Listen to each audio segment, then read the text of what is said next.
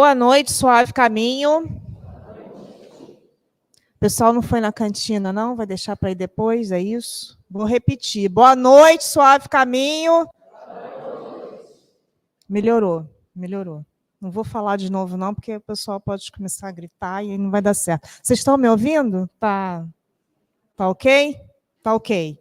A última pessoa que está lá atrás disse que está ok, então eu sinto muito. Vamos lá. Quando tio Márcio me chamou para trocar a data para fazer essa palestra hoje, eu senti um frio na espinha. Porque o caramba, 160 anos do Evangelho segundo o Espiritismo. E eu confesso que eu fui tomado de um senso de responsabilidade muito grande para poder organizar as ideias e estar aqui trazendo para vocês o que é o Evangelho segundo o Espiritismo. Que nesse ano de 2024 faz 160 anos da sua publicação, mais exatamente 15 de abril. E aí a responsabilidade foi maior, né? Eu falei, bom, se veio é porque eu tenho que dar conta. Então, se vira e vamos lá. Então, eu organizei para todos nós, na noite de hoje, algumas questões, algumas informações que talvez alguns já conheçam e outros vão ter contato hoje pela primeira vez. Então, o que aconteceu? Depois do lançamento do Livro dos Espíritos, em 18 de abril de 1857, que está fazendo 167 anos da sua publicação esse ano, e que eu sei que no domingo foi a palestra sobre o Livro dos Espíritos, Kardec publicou mais alguns livros. E 4, além do Livro dos Espíritos, mas 4 desses livros constituem a base da doutrina espírita. Mas não só esses livros, que nós temos que estudar. Temos que ler e estudar, porque são a base da nossa doutrina, daquilo que nós acreditamos. Mas também, durante 12 anos seguidos, a partir de 1858, mensalmente, Kardec publicou a Revista Espírita, que também integra para nós o arcabouço de toda a nossa doutrina espírita. Então, nós precisamos conhecer o Pentateuco, os 5 livros básicos, mas também a Revista Espírita, que traz conteúdos, que traz histórias, que traz exemplos fantásticos sobre os princípios básicos e sobre todos os conhecimentos da nossa doutrina. Mas o que aconteceu? Então, lá em abril, veio o Evangelho. E o que é o Evangelho para nós? O Evangelho, para nós espíritas, ele, na verdade, constituiu, se a gente pode assim dizer, um elo de ligação com a nossa religiosidade. Porque esse livro, ele nos convida ao significado da palavra religião, que é se religar e caminhar com Cristo. É isso que esse livro faz. É isso que ele vai trazer para a gente vai ver um pouquinho dele hoje. São só 28 capítulos, então vai ser assim, rapidinho, vocês não vão nem sentir, a gente vai conversar aqui.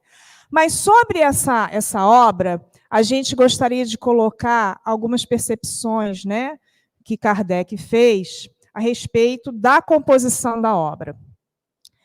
Allan Kardec, como todos nós sabemos, era um pedagogo, era um grande também cientista, e ele usava sempre a razão. Por isso que a nossa fé, como ele coloca, ela é raciocinada. E o que ele colocou nesse livro? Ele colocou o seguinte: os evangelhos de João, Marcos, Mateus e Lucas, eles podem ser divididos em cinco tópicos: os milagres de Jesus, as profecias, deixa eu colar aqui, as palavras que serviram de base para os dogmas da igreja e também o ensino moral. Então, vamos entender o que são essas 5 partes? Atos comuns da vida do Cristo, os milagres, as profecias, as palavras que serviram para o estabelecimento dos dogmas da igreja e o ensino moral. Tá? O que é essa questão dos atos comuns da vida do Cristo? O que ele percebeu nas religiões? Nasceu em Nazaré, nasceu em Belém. Ele verificou que existiam controvérsias de acordo com as religiões.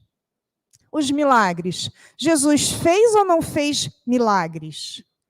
Ele fez coisas que ninguém mais podia fazer, mas isso quer dizer que os outros também não poderiam vir a fazer? Essas foram as controvérsias que Kardec observou. Final dos tempos.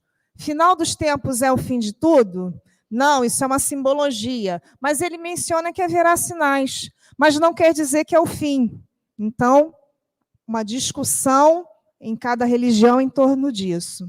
E as palavras que serviram para estabelecimento dos dogmas da igreja. Meu pai e eu somos um. Mas isso é uma simbologia. Então, Jesus é Deus? Não. É um sentido simbólico? Aqui pode ser simbólico, mas no outro ponto não pode ser simbólico. Então, haviam essas controvérsias. Mas Jesus é ótimo. Mas Kardec observou o quê? Que no ensino moral, todas as religiões concordavam. Então, o que ele fez? Eu vou me ater no ensino moral. E aí, então, a gente vai ter o 3º livro da codificação kardeciana, que é o Evangelho segundo o Espiritismo. E o que a gente tem que ter em mente? Não é uma obra circunstancial, não é uma obra moralista.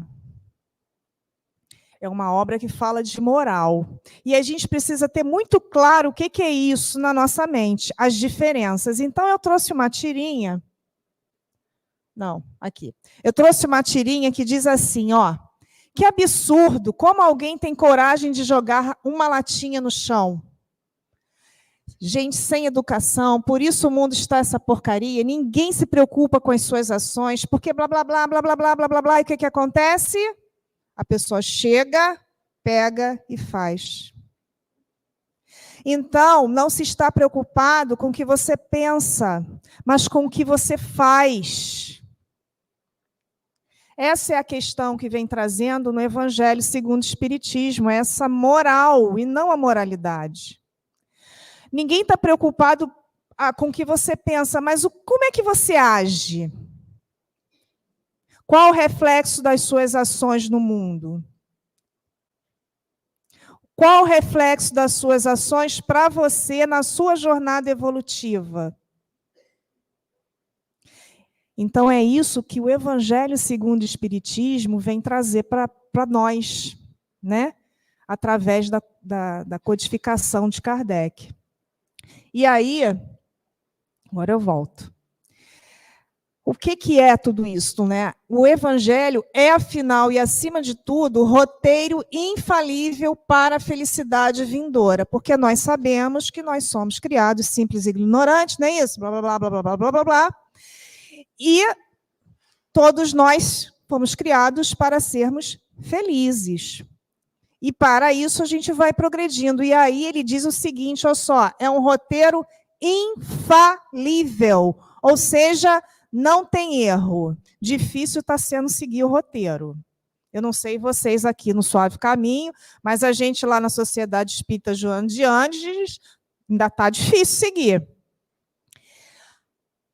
O levantamento de um ponto do véu que nos oculta a vida futura. E aí, quando eu leio essa frase, E aí a gente escuta assim, é um ponto do véu, então esse véu ainda tem várias pontas. A gente ainda vai caminhar muito. E quando a gente estuda o Livro dos Espíritos, a gente vê isso. Tem muita coisa que a gente ainda não tem capacidade de absorver, até porque a gente não tem nem vocabulário para isso. Mas é esse véu da imortalidade da alma, Jesus vem trazendo nas passagens dele. Se a gente for realmente ler e estudar, a gente vai ver que as passagens do Cristo falam sempre da vida futura, seja em função da minha necessidade de aprimoramento, seja em função da lei de progresso. Então, ele vem sempre falando disso. Ah, mas aí como é que a gente vai fazer isso? E aí eu trouxe uma outra tirinha, que eu achei muito oportuna, da Mafalda. E essa tirinha diz assim, ó, Tome, pensei em ficar com o troco da padaria para comprar bala, mas não consegui. E tudo por causa do maldito inquilino que começou a dizer que isso é muito feio, que não se faz e sei lá o quê. Inquilino? A mãe perguntou. Que inquilino? Esse que a gente tem aqui dentro.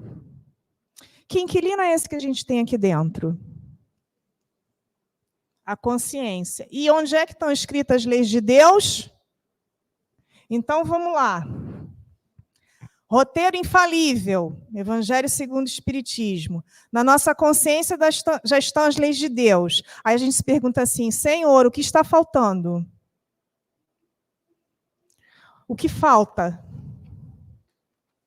Não é? Aí dá um medinho, né? Assim, tipo, caramba. Dá uma... Mas nós estamos aqui para estudar, refletir e ver o que a gente já consegue. Porque é um pouquinho de cada vez. Nós não vamos nos transformar e chegar a espíritos crísticos nesta encarnação. Se tinha alguém achando que isso ia acontecer, vocês desculpem eu ter dado essa notícia ruim para vocês, mas nessa vida ainda não vai dar. Nós vamos precisar de muitas, porque é um pouquinho de cada vez. Então, nessa aqui, de repente, a paciência é o que eu vim treinar. A compaixão é o que eu vim treinar. E como é que eu faço isso? Roteiro infalível, Evangelho segundo o Espiritismo. E aí, eu acho que agora vem a pergunta. Por que o Evangelho segundo o Espiritismo é o terceiro livro e não o primeiro, se ele que vai me fazer essa religação? E aí eu vou pegar aqui o primeiro e o segundo livro. E agora, se eu não me enrolar com o microfone, o livro... Por quê, gente? Que não foi logo o primeiro?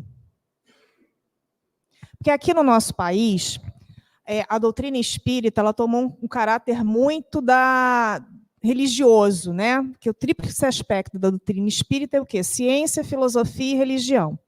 No Brasil, tomou um aspecto muito religioso, o que não acontece, talvez, com tanta intensidade nos outros países. Mas a gente tem que lembrar o seguinte.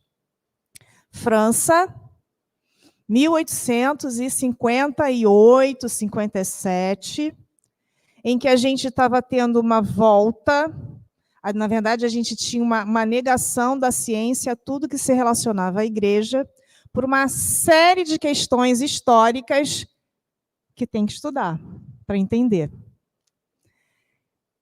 Então, existia o quê? Cientistas. A França, a doutrina espírita surgiu na França no momento de eclosão científica, no momento de grande desaproximação da ciência e da religião. Então, imagina se o primeiro livro fosse o Evangelho segundo o Espiritismo, falando de ensino moral. A gente teria hoje, talvez, não a doutrina espírita como nós conhecemos e acreditamos. Mas, além disso, eu vou compartilhar com vocês... O primeiro livro foi esse... Não caiu. O primeiro livro foi esse aqui, Livro dos Espíritos, não foi? Então, eu vou ler para vocês o que está escrito na folha de rosto do Livro dos Espíritos. Princípios da doutrina espírita, sobre a imortalidade da alma, a natureza dos espíritos e suas relações com os homens, as leis morais, a vida presente, a vida futura e o porvir da humanidade, segundo os ensinos dados por espíritos superiores com concurso de diversos médiuns. Então, o livro dos espíritos não é a base? Dá para eu entender o evangelho sem saber o que é a base? Como é que é esse negócio de leis morais? Como é que é reencarnação, encarnação, classificação dos espíritos, porque tem um pessoal mais agitado, um menos agitado, um mais calminho? Não, então primeiro eu precisava da base. Depois que eu tive a base, veio o livro dos médiuns, que é o segundo, que ele fala o quê? Eu vou ler para vocês aqui a folha de rosto. Espiritismo experimental. O livro dos médiuns, ou guia dos médiuns e dos evocadores. Ensino especial dos espíritos sobre a teoria de todos os gêneros de manifestações, os meios de comunicação com o invisível, desenvolvimento da mediunidade, as dificuldades e os tropeços que se podem encontrar na prática do espiritismo, constituindo o segmento do livro dos espíritos. É o livro de cabeceira dos médiuns ostensivos. Então, primeiro eu tenho a base, depois eu entendo como é que eu me relaciono com esse mundo novo, que é o mundo espiritual, e depois, então, eu vou conseguir entender com mais clareza os ensinos que Jesus nos deixou através dos evangelhos de Marcos, Lucas, João e Mateus. Tudo tem um encadeamento lógico e didático para que nós possamos ter melhores condições de entender a lógica, os princípios, tudo da nossa doutrina. Isso é fantástico. Tanto que no Evangelho... Eu achei que ia ficar do lado de cá, mas tá bom. Tanto que no Evangelho, o que diz na folha de rosto do Evangelho? O Evangelho segundo o Espiritismo, com a explicação das máximas morais do Cristo, em concordância com o Espiritismo, o básico que está lá no livro dos Espíritos, e suas aplicações às diversas circunstâncias da vida. Então, ele já está dizendo que é a prática, que é a ação.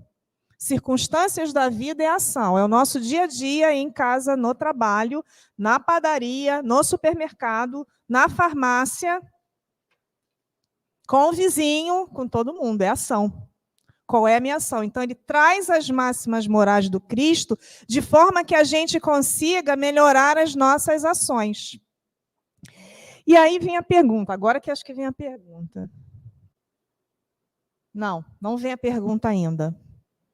Agora eu vou contextualizar para vocês qual foi o contexto que surgiu o Evangelho segundo o Espiritismo, do ponto de vista de situação em que ele foi, por assim dizer, organizado e concebido. E aí, eu trouxe aqui o Obras Póstumas, porque geralmente não tem Obras Póstumas ali.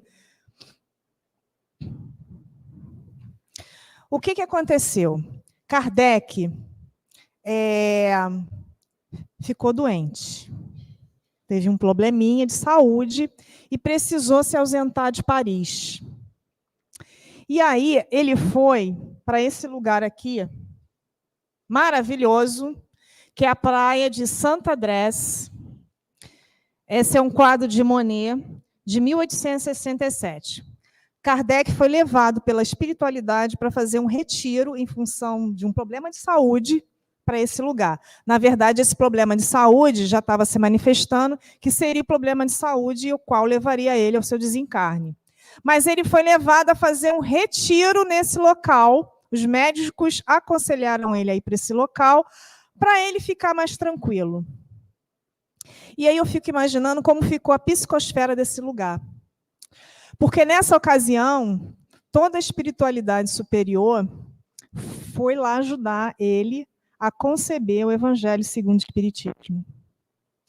E eles dizem, nessa passagem aqui, que o Obras Póstumas tem uma parte que são várias cartas, e lá em agosto, uma carta de agosto de 1863, quando o Evangelho Espiritismo foi lançado, é bom a gente falar, era o outro nome, não era Evangelho segundo o Espiritismo.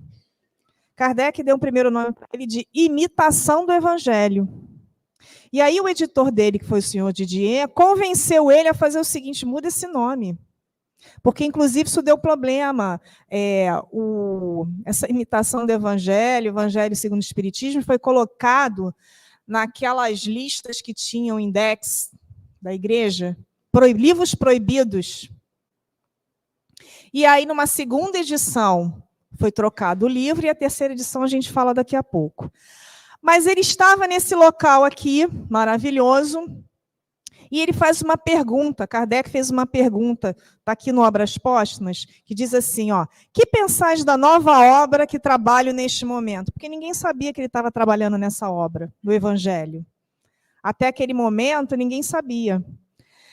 E aí, olha só o que eles dizem para Kardec.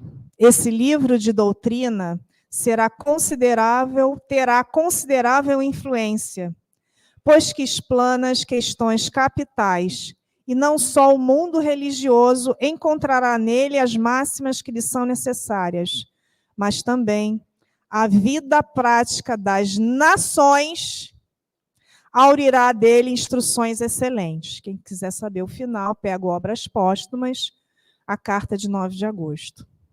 O que eu vou chamar a atenção aqui? Então, esse livro é tão importante que, primeiro, Kardec fez um retiro, e ele pergunta o que vocês acham, os espíritos respondem a ele, que não é só para a nossa religião.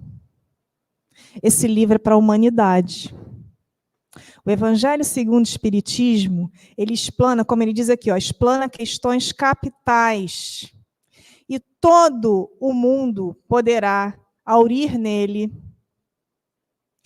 explanações para melhor convivência. Então, não é o livro para os espíritas, é um livro para todos. Não é nosso. É do planeta Terra. Isso é muito profundo, porque ele traz um modo de bem viver para que nós possamos chegar bem na regeneração. Essa é a proposta do Evangelho segundo o Espiritismo. E aí, na sequência aqui no Obras Póstumas, ele ainda diz assim, com esta obra, o edifício começa a libertar-se dos andaimes e já se lhe pode ver a cúpula desenhar-se no horizonte. Continua, pois, sem impaciência e sem fadiga, o monumento estará pronto à hora determinada. Então, aqui traz uma lição para a gente também. Então, Kardec se dedicou profundamente àquilo ali, sem impaciência e sem fadiga. Como que a gente deve trabalhar na nossa vida para que as coisas melhorem, não somente do ponto de vista material, mas do ponto de vista espiritual? Com paciência e sem fadiga. Mas a gente só leva isso para o campo profissional, né? Para o nosso campo espiritual, a gente tem preguiça de ir à casa espírita, a gente não quer se envolver com o trabalho.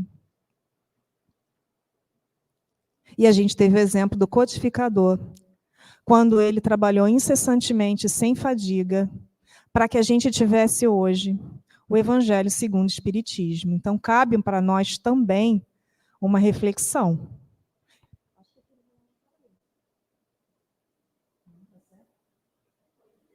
Então tá. Não, beleza. Então, cabe a nós ver o que a gente está fazendo com isso. Para que estou vindo terça-noite ou domingo à noite ao Centro Espírita Suave Caminho para ser espectador de palavras, de ensinamentos, e estou fazendo o que com isso? Não é isso que o Evangelho segundo o Espiritismo traz para nós. Esse livro que está há 160 anos aqui. Então, como é que estava o ambiente nesse momento lá, nesse local aqui? Tinha uma garela de luz lá, galera já com translúcida, dava para ver a luz. Então, imagina, por isso que eu falei, imagina como ficou essa psicosfera daquele lugar. Então, a gente tem que refletir no trabalho que deu, todo o envolvimento que foi feito. E a gente vê muitos autores falando sobre fazendo divisões sobre o Evangelho segundo o Espiritismo, né, dos 28 capítulos. E eu vou trazer para vocês aquela que mais me tocou, porque para mim foi a que mais fez sentido. E nós somos uma doutrina de reflexão, vocês podem ou não concordar, tá? A gente pode dizer, deixa eu ver se é agora, o seguinte, vamos lembrar o seguinte. Mas quando vier aquele Espírito de verdade, ele vos guiará em toda a verdade, porque não falará de si mesmo, mas dirá tudo o que tiver ouvido e vos anunciará o que há de vir. João 16:13. Então, aqui a gente está falando que viria, João está dizendo, ó, vai vir aí um pessoal, vai vir aí alguém que vai contar para vocês umas coisas que, na verdade, vão clarificar tudo que Jesus falou. Isso que ele está dizendo aí. Vai chegar o Espírito da verdade, tá? E vai dizer tudo o que tiver ouvido. Então, tudo que já foi falado. E vos anunciará o que há de vir. Vai nos dizer o que vai vir à frente. E aí a gente tem isso descrito nas obras da codificação. É só estudar lá. A Gênesis tem um capítulo, então, que fala direitinho que a gente já está vivendo agora. Por que eu trouxe isso aqui? Porque o Evangelho segundo o Espiritismo, no prefácio dele, tem escrito assim, ó, eu vos digo em verdade que são chegados os tempos em que todas as coisas hão de ser restabelecidas no seu verdadeiro sentido, para dissipar as trevas, confundir os orgulhosos e glorificar os justos. Então, lá não disse que havia um Espírito da verdade que ia clarificar? E aí a gente tem isso aqui no prefácio do Evangelho segundo o Espiritismo. E quando ele fala que todas as coisas hão de ser restabelecidas, ele não está dizendo que alguma coisa deixou de ser dita, não. Ele está dizendo o seguinte, ó, vamos pegar tudo e agora nós vamos estabelecer um novo entendimento, porque agora a humanidade tem capacidade para entender. Porque Jesus não falava por parábolas? Sim ou não?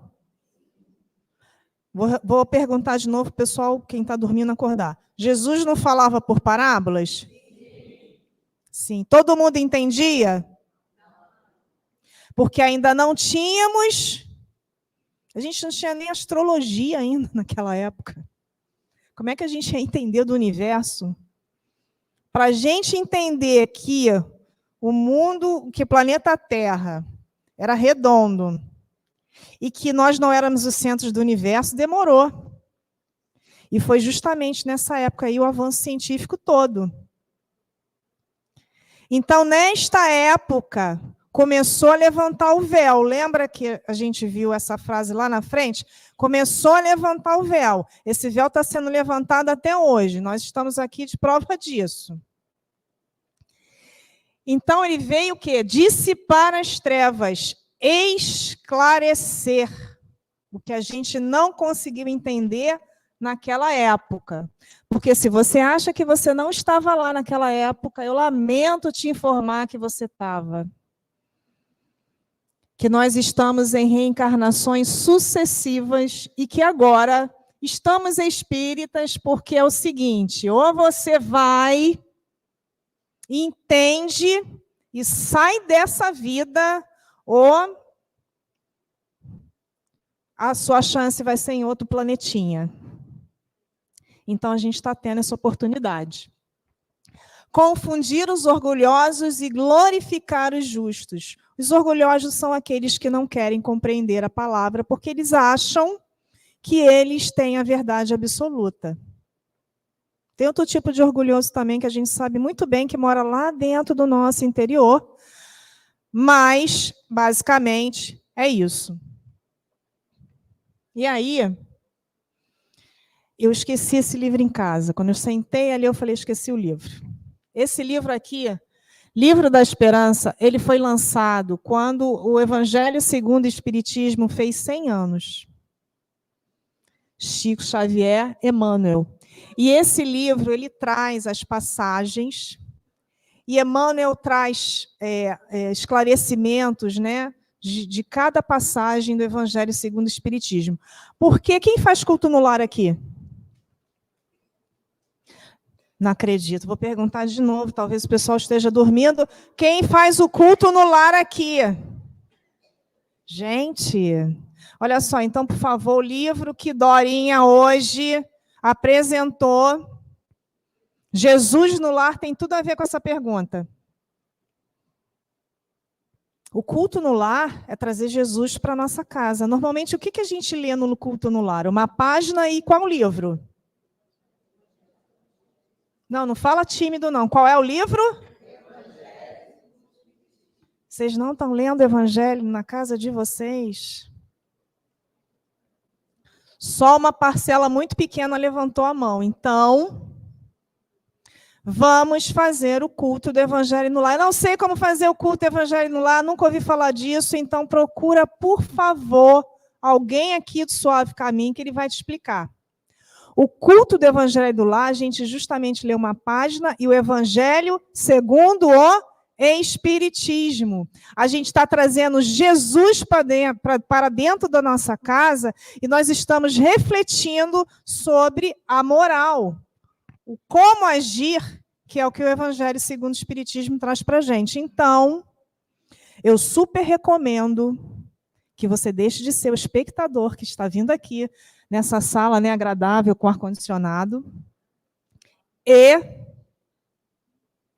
passe a fazer o culto do Evangelho no lar. Escolha um dia. Ah, minha família não quer. Não precisa da família, faça você. O importante é que você faça para a ambiência do seu lar, para a sua ambiência mental. Pelo menos uma vez na semana. E se a sua casa está com muita turbulência, faça todo dia. Escolha o horário, a espiritualidade vai estar ali. As obras de André Luiz trazem para a gente o que acontece numa casa quando é feito o culto do Evangelho no lar. E se vocês forem ler, vocês vão querer fazer todo dia.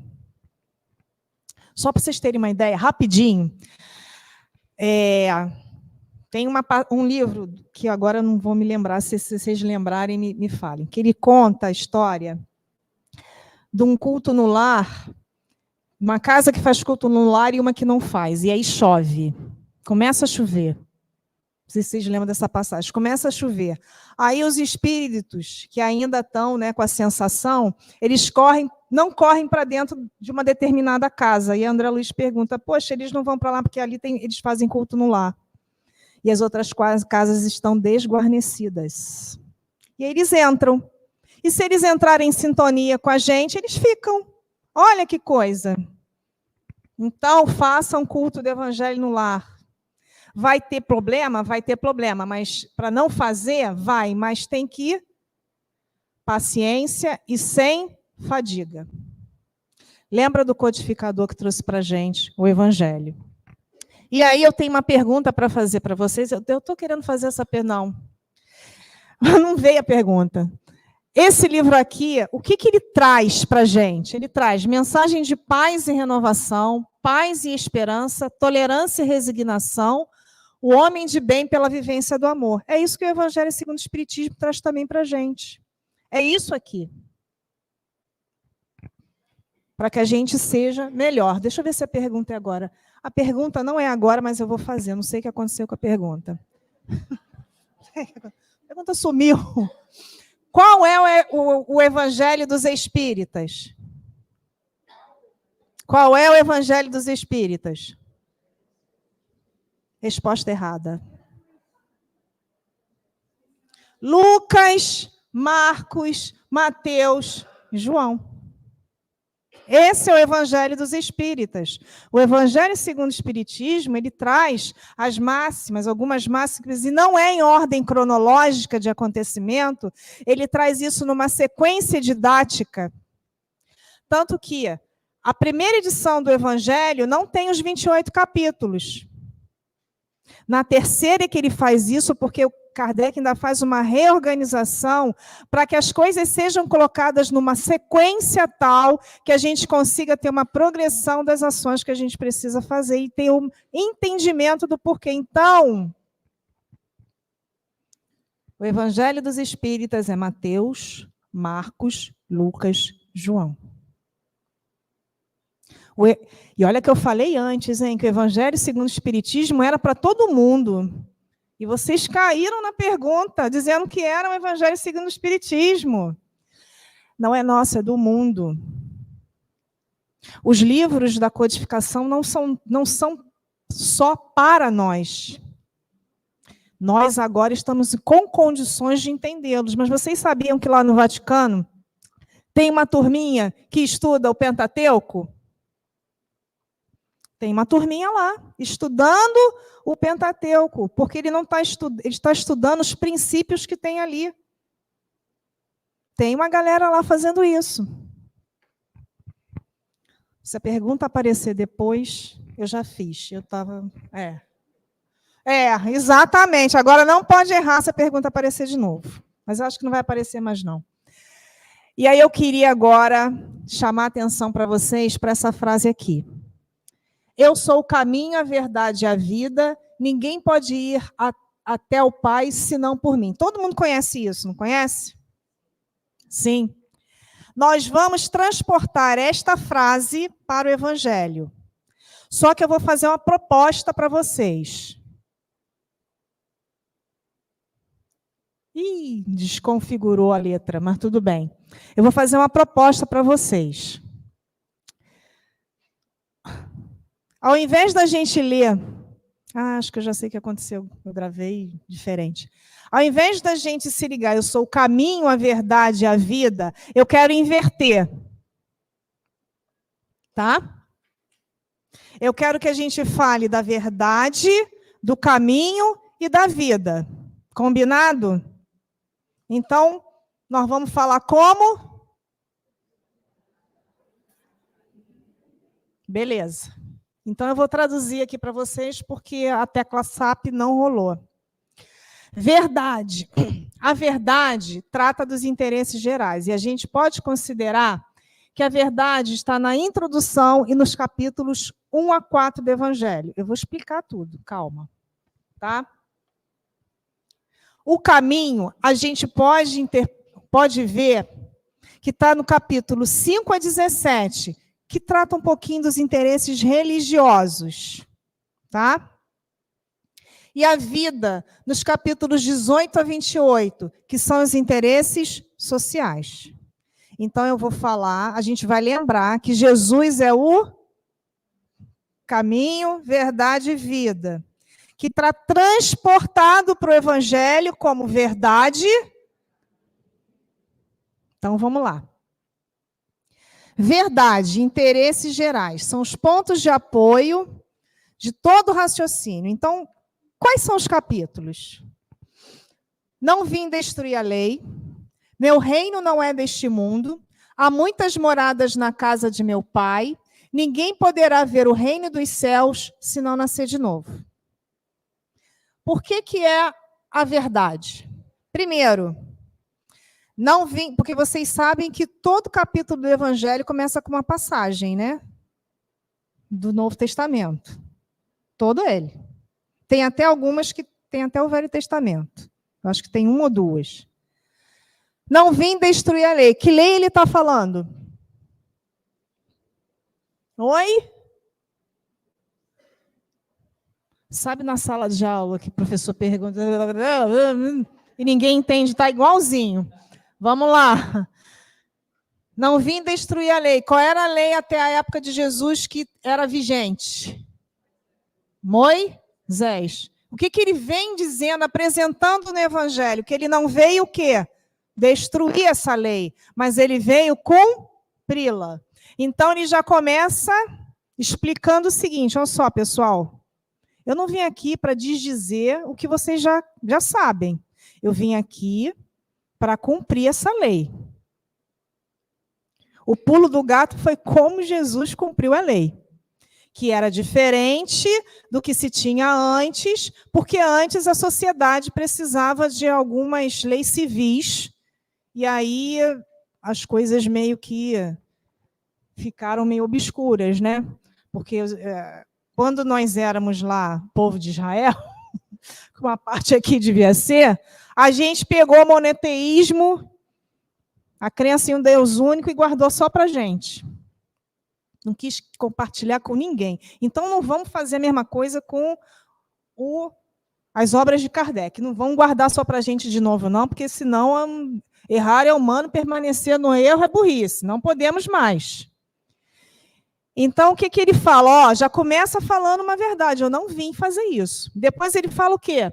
Meu reino não é deste mundo. E começa com uma passagem de uma rainha na Terra, em que ela desencarna e chega lá, ela descobre que aquela realeza dela aqui não serviu para nada lá. Que, pelo contrário, o servo dela tinha mais luz, tinha mais capacidade moral, muito mais do que ela. Então, ele vem falando primeiro, eu não vim destruir a lei. Esse mundo aqui, o que você consegue aqui nesse mundo não é o principal, não. Não são as coisas materiais que importam. O que importa é a sua transformação moral. E aí depois ele vem falando, há muitas moradas na casa de meu pai. Ou seja,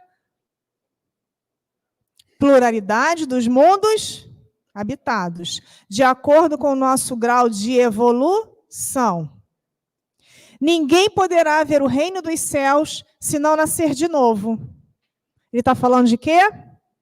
Reencarnação. Então, vamos fazer um parênteses. Se eu não tenho o livro dos Espíritos antes, me explicando algumas coisas, eu ia conseguir entender isso aqui melhor ou pior? Percebe que tudo tem uma sequência? Tem um encadeamento? Por isso que não podia ser o primeiro livro, nem o segundo, porque eu precisava entender das coisas principais e entender que tem um mundo espiritual que eu posso me comunicar com ele, que esse pessoal ia trazer para mim o quê? As mensagens que eu tenho aqui. A maioria dos capítulos tem instrução dos espíritos.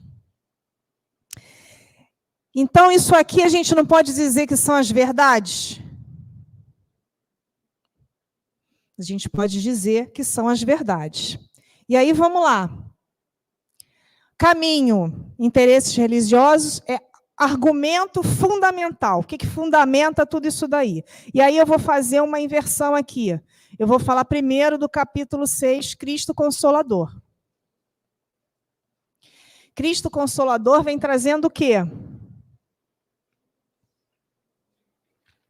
Quem se lembra? Não, peraí, mudei aqui. Cristo Consolador tem até um chamada de atenção lá para os espíritos. Mas, deixa eu pegar minha cola aqui, que eu grampeei errado, só para... Cristo Consolador, ele fala de quê? Qual é o tema do Cristo Consolador?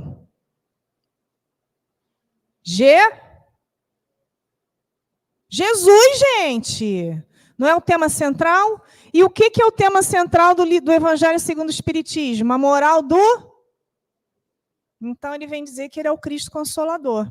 Aí, lembra lá daquela passagem que viria o Espírito de verdade, que ia explicar todas as coisas? Ele está dizendo, ó, quem explicou fui eu, mas vocês não entenderam, então eu estou trazendo aqui algumas coisas para vocês, para clarificar. E aí tem um capítulo Bem-aventurados os aflitos.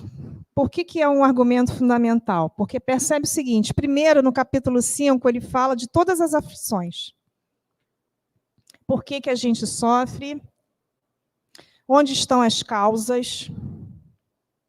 E diz para a gente o seguinte, ó, que vocês estão passando aí, é só um pedacinho das aflições gerais, porque vocês precisam. E aí ele vem lá, tem vários itens, né, que ele vai falando. E aí, depois desse capítulo que ele diz isso aqui para a gente, ele diz, olha, mas eu tenho um consolo, porque eu sou o Cristo Consolador. Então, o que ele traz nesses 2 capítulos? O argumento fundamental. Ele traz a verdade e traz agora o caminho. Qual é o caminho? Cristo Consolador. Para quê? Para que eu consiga passar pelas minhas aflições suave. Para fazer suave caminho. É mais ou menos isso. Então, é isso que esses 2 capítulos vão trazer para a gente. E aí vem ainda como argumento fundamental, não. Vem ainda como argumento os próximos capítulos. Olha quais são os próximos capítulos, que é o caminho. Ainda é o caminho, né? Bem-aventurados os pobres de espírito, bem-aventurados os que têm puro coração, bem-aventurados os que serão brandos e pacíficos, bem-aventurados os misericordiosos, amar ao próximo como a si mesmo, amai os vossos inimigos, não saiba a vossa mão direita o que faz a esquerda, honrai vosso pai e vossa mãe, fora da caridade não há salvação, não se pode servir a Deus e a Mamon, seres perfeitos. Então, vamos lá? Caminho. Por que isso é o caminho? Porque aqui ele vai te dizer o que você tem que fazer para a sua reforma íntima, para você procurar ser uma pessoa melhor. Quando ele fala bem-aventurados os pobres de espírito, ele está falando sobre o quê? Sobre reconhecer a nossa pobreza espiritual e trabalhar em prol do próximo. Para eu internalizar que eu preciso reconhecer que eu ainda sou um ser que necessito de mudar. Aí ele vem falando, bem-aventurados os que têm puro o coração. O que é ser bem-aventurado? O que é ser puro de coração? Ser puro de coração é ver no que nos cerca a grandeza de Deus e ser grato por isso. Então, ele vem dizendo para a gente, por isso que é o caminho, ó, ele vai dando para a gente um caminho do que eu tenho que fazer. Depois vem o quê? Bem-aventurados os que são brandos e pacíficos, que é o que a gente mais precisa. Que é o quê? Conciliar e perdoar. Mas depende, isso tudo aqui depende do outro?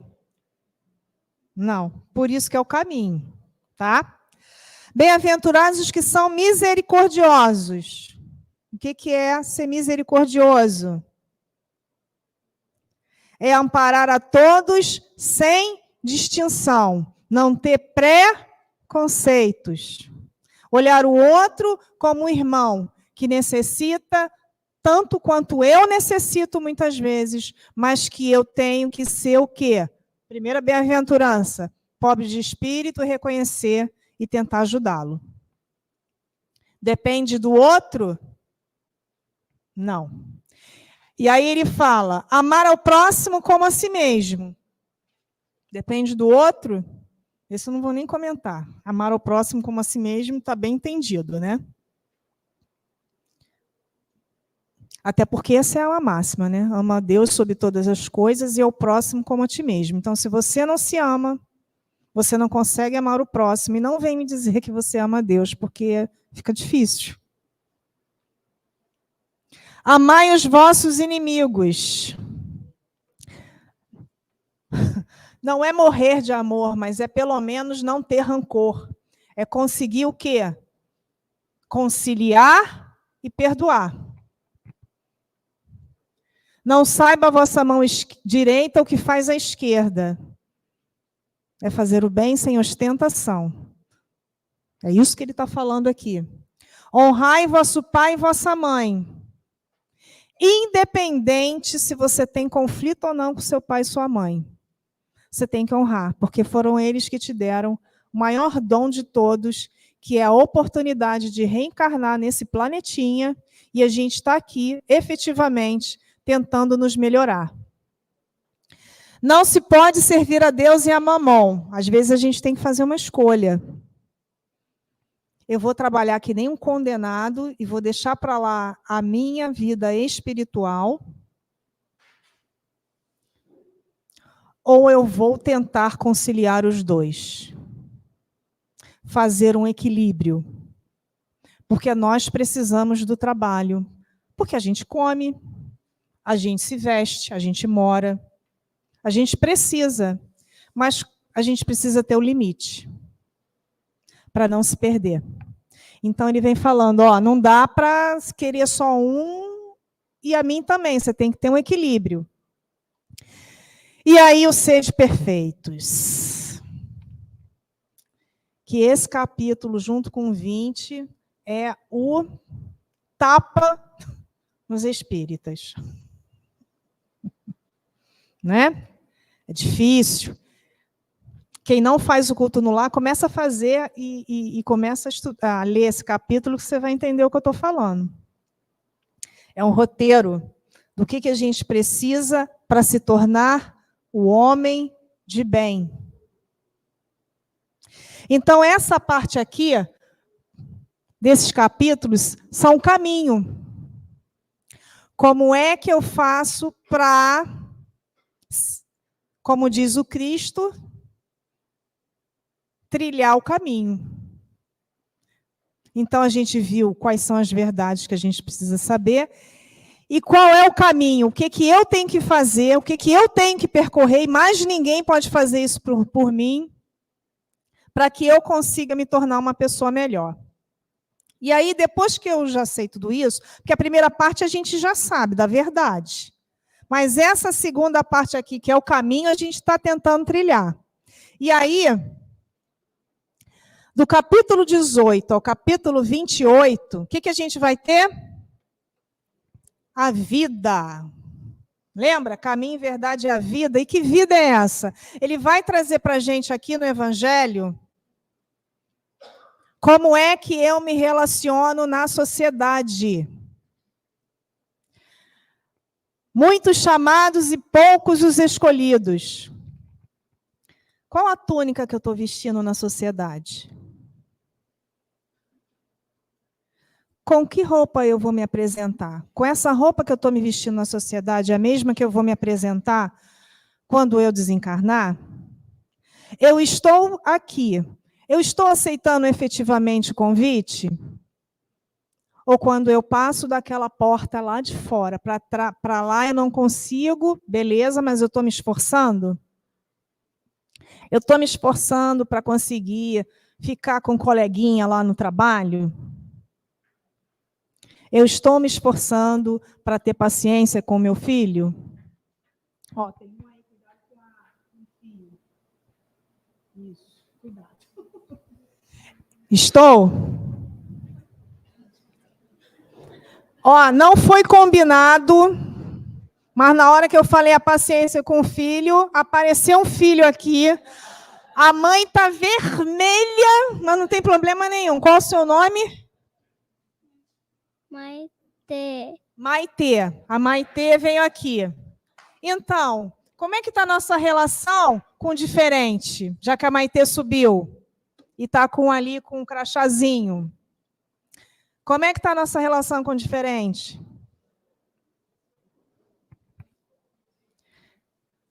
Não saiba a vossa mão esquerda... Não. Eu repeti aqui? Repeti. Não sabe, desculpa, eu repeti. Não saiba a vossa mão direita o que faz a esquerda. Pode deixar a Maitê aqui. Eu estou me mostrando para a sociedade? Deixa a Maitê aí. Eu estou me mostrando para a sociedade? Eu estou com holofote para mim? Eu sou, eu faço, está vendo aqui? Eu estou mostrando? Estou lá no condomínio. Aí tem um problema lá, eu vou lá, não, eu vou fazer porque eu quero aparecer. Eu quero que todo mundo veja que eu sei fazer, que eu faço. É essa a intenção? Não. E os trabalhadores da última hora.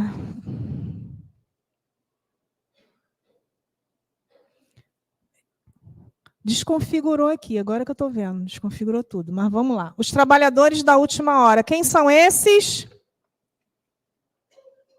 Quem são, gente? Está fraco. Não estou sentindo certeza nisso aí. Quem são os trabalhadores da última hora? Nós. E aí, eu assisti uma palestra do Haroldo, que aquilo me mexeu comigo. Que ele disse assim, olha só, nós somos os trabalhadores da última hora. O que significa isso?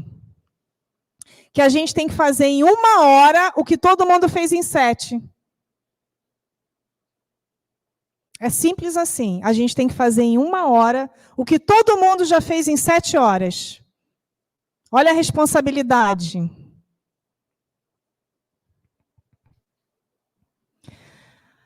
Haverá falsos cristos e falsos profetas. Tem muita gente dizendo muita coisa. E agora a gente está na época de quê? Na era. Não é nem época, não. Era de quê? Todo mundo faz TikTok.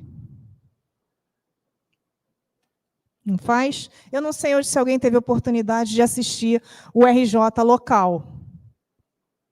E aí teve lá fato ou fake. E eu fiquei impressionada com fake.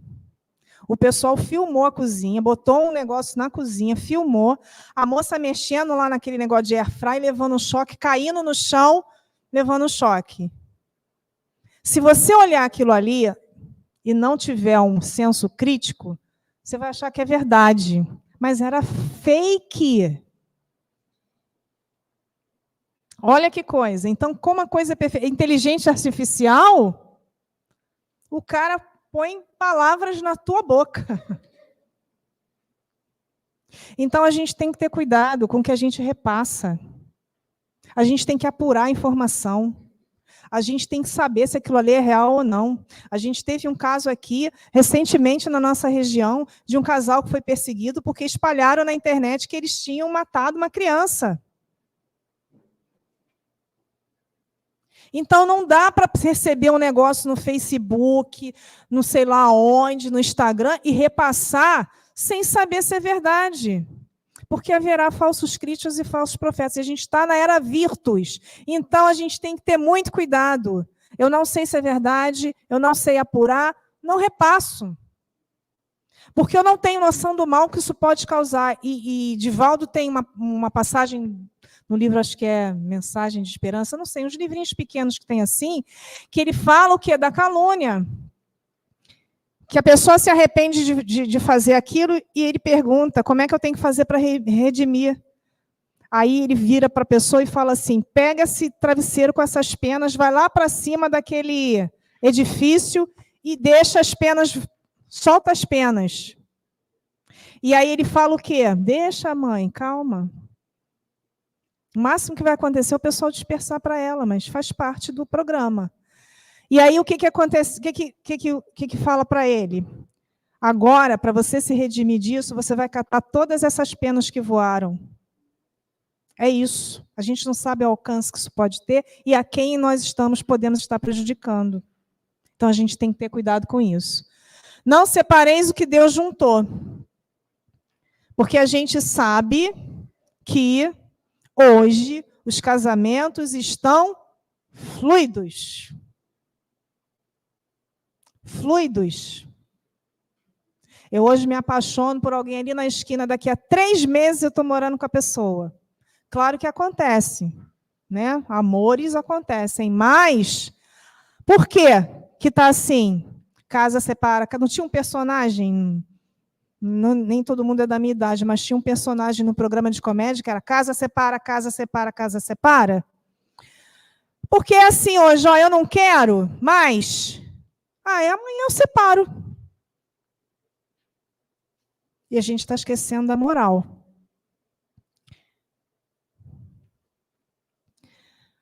Estranha moral, esse capítulo é ótimo. Porque esse estranha moral, o Evangelho traz para a gente situações da vida em que, se a gente não tiver a clarificação do que está ali, a gente vai achar que Cristo falou e disse, e não é. E essa estranha moral é justamente nesse relacionamento também com a sociedade. Não ponhas a candeia embaixo do alqueire. O que esse capítulo traz para a gente? Olha só, se você tem conhecimento, você coloca para fora, compartilha, não guarda para você. Né? Que eu falo às vezes, eu fiz o pessoal lá, eu fiz uma planilha maravilhosa, mas vou guardar só para mim, não vou divulgar com os coleguinhas.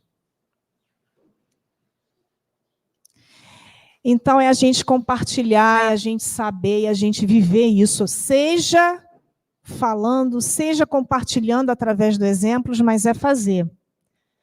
Dai gratuitamente o que gratuitamente recebestes. Aqui é uma direta, mas muito direta, para a galera que é médium. O serviço com a sociedade. Porque você não é médium porque você é privilegiado, como nós não somos espíritas porque nós somos privilegiados. Nós estamos aqui porque somos espíritos em débito com a lei. A gente não pode pensar nisso, mas não é por isso que, então, meu Deus, Deus é Pai e Ele nos permite misericórdia, não vai sair. A misericórdia de a gente o quê? Arrepender, não sofrer e continuar. Tá? Coletânea de preces espíritas. Começa com qual oração? Pai Nosso. E aí vem uma coletânea de preces espíritas que, se você está querendo começar a entender a doutrina espírita, começa nesse capítulo. Lê as preces que tem lá, que lá tem todo o resumo da doutrina espírita, nessas preces. E é importante o seguinte, essas preces não é para a gente decorar. Tem prece para obsessor, para desencarnar, tem tudo. Não é para decorar. É para a gente ter uma ideia do que a gente pode sentir e pedir. Porque não dá para decorar. Não é isso que esse capítulo fala. Esse capítulo ele te dá um esclarecimento. Tanto que na terceira edição só foi colocado algumas observações, algumas instruções. No início de cada uma foi colocado lá a prece e tal, o que é, para que é, quando fazer. É para a gente ter uma noção, porque às vezes a gente tem dificuldade. Então ele faz isso lá. E esse capítulo ele traz o resumo da doutrina espírita. Ele vai falar de tudo. E aí a gente tem fé inabalável, só é a que pode encarar frente a frente a razão em todas as épocas da humanidade. Porque a nossa fé, ela é raciocinada. E a gente consegue entender através dela as diferenças sociais. E com isso aqui a gente já sabe o que fazer diante desse mundo todo. Então, a gente tem o caminho, a verdade e a vida no Evangelho segundo o Espiritismo. Então, façamos o culto no lar. É a oportunidade de ler um pouquinho de cada vez o Evangelho na nossa casa. E aí, teve dúvida?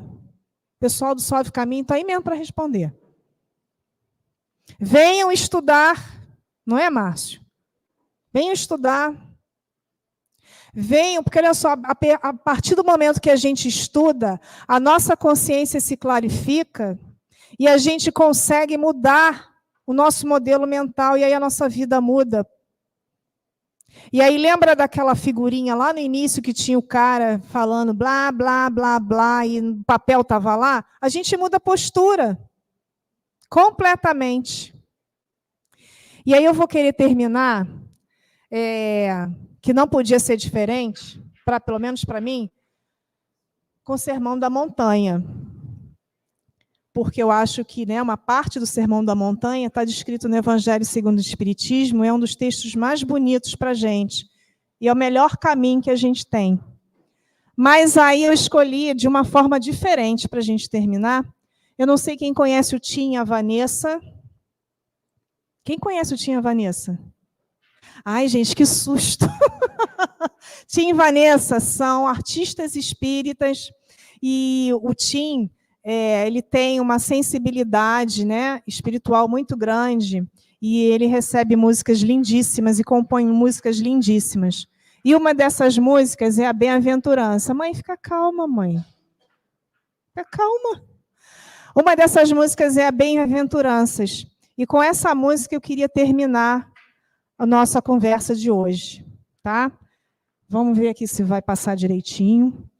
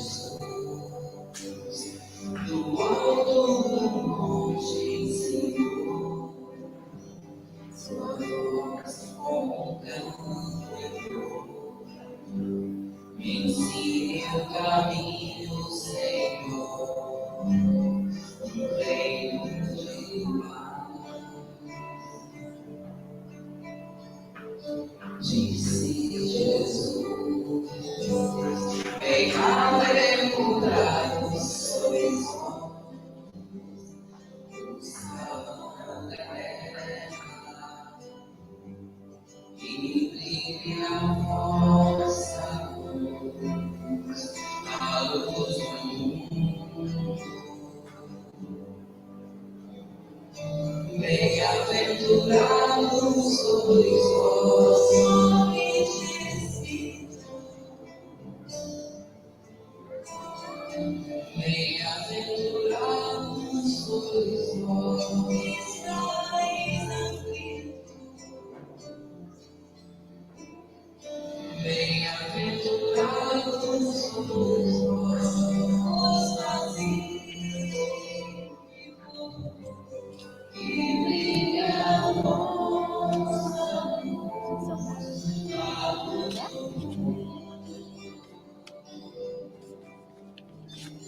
Bem-aventurados sois vós, hijos de bem-aventurados sois vós, que